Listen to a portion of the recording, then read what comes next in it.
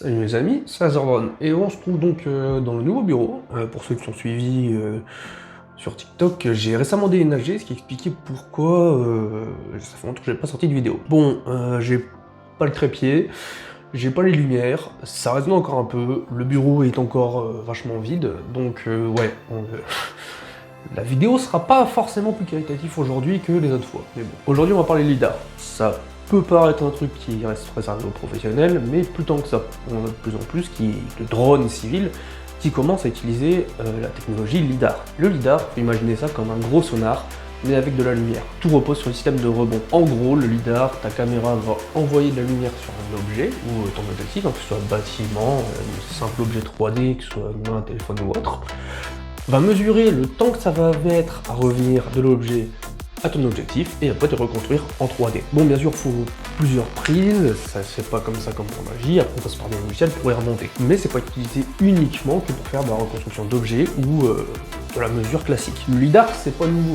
On utilise déjà dans l'automobile, par exemple, quand on fait des body guides sur mesure, certains constructeurs utilisent des scanners à main, des sortes de poignées de porte qui viennent scanner toute une zone. Bah, ça c'est du LiDAR typiquement, ça permet d'avoir des mesures très précises d'une pièce qu'on veut refaire ou d'une pièce qu'on va juste retoucher. En téléphonie, là récemment ce sont les derniers iPhones qui utilisent la technologie LiDAR pour la reconnaissance faciale, ce qui permet d'avoir une reconnaissance faciale ultra sécurisée. C'est pour ça que ça ne fonctionne pas quand on met une photo devant.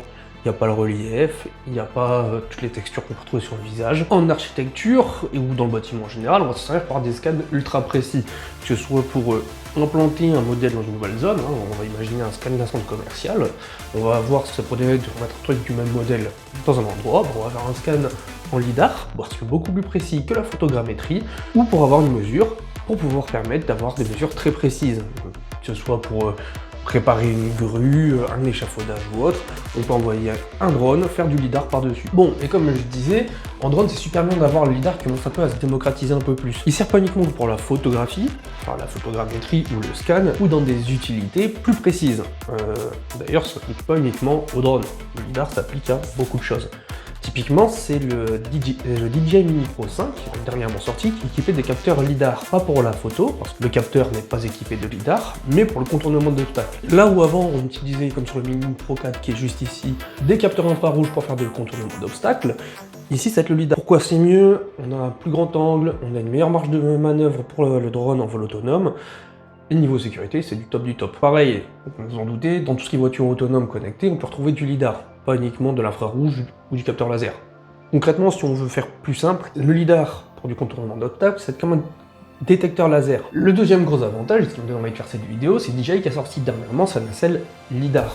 J'ai plus le nom précis en tête, mais concrètement, ça permet par exemple pour des professionnels de mettre à jour un drone sans avoir besoin de changer toute une plateforme. On va prendre par exemple un DJI Matrice 4T, et à défaut de devoir changer ta nacelle ou ton drone, on va juste venir rajouter le module LiDAR par-dessus ou par-dessous.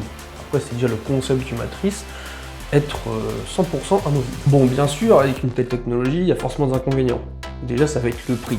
Une caméra LiDAR ou un drone LiDAR, hein, on le voit avec les prix du Mini 5 Pro, ça explose. C'est des technologies qui sont pas si nouvelles que ça, mais qui forcément sont adaptées à des plus grands publics. Ensuite, vous avez le poids. Surtout quand on va parler drone, on peut pas monter comme on veut une caméra LiDAR sur un C0. Bon, là on voit aussi le problème de pourquoi DJI a pas une caméra LiDAR sur le Mini Pro 5, et juste des capteurs. Juste une caméra LiDAR, c'est déjà à lui tout seul 100 grammes. Alors qu'il faut compter le projecteur, le capteur et toutes les unités de calcul intégrées à la nacelle. Ça impose forcément de passer en catégorie supérieure, donc plus de formation nécessaire encore. Pour résumer rapidement sur la technologie LiDAR, le LiDAR c'est cool, mais c'est dur à s'en procurer, parce que ça coûte extrêmement cher. Les autorisations de vol, bah faut les avoir, et c'est pour des endroits assez spécifiques. Enfin, ça sert à rien d'avoir un LiDAR si on fait juste de la photographie ou du film en 4K. Autant prendre un Mini Pro 4, un Mini Pro 2, Pro 3, tout aussi efficace et beaucoup moins cher. Sur ce, moi j'ai encore pas mal de trucs à installer dans ce déménagement. Je sais que la vidéo est un peu plus courte, ce sera peut-être un tour du bureau de C4. Enfin bref, je vous souhaite un bon vol, on se revoit bientôt. Bon vol, c'était Azerdron.